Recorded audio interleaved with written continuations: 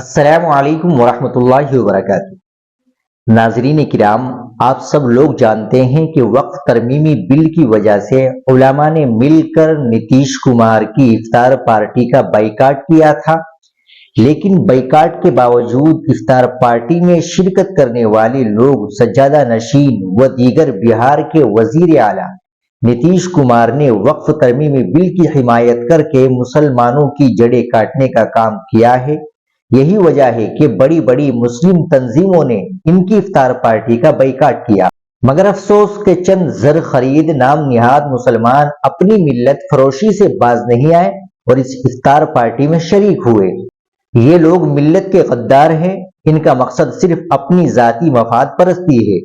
انہیں ملت کے درد، وقف جائیدادوں کی تباہی اور امت کے مستقبل کی کوئی پرواہ نہیں۔ ایسے ضمیر فروشوں کی ہم شدید مذمت کرتے ہیں اور اپیل کرتے ہیں کہ ان کا سماجی بائیکاٹ کیا جائے۔ مسلمانوں کو چاہیے کہ وہ ان چہروں کو یاد رکھے۔ ہم کسی بھی قیمت پر ایسے سوداگرانے ملت کو معاف نہیں کریں گے۔ آج بھی وقت ہے ایسے لوگوں کو پہچانے۔ یہ لوگ ہمیں کہیں بھی استعمال کر سکتے ہیں، جو آج انہوں نے کر دکھایا۔ ڈاکٹر راحت اندوری نے کہا تھا کہ سیاست میں ضروری ہے رواداری سمجھتا ہے، وہ روزہ تو نہیں رکھتا پر افطاری سمجھتا ہے۔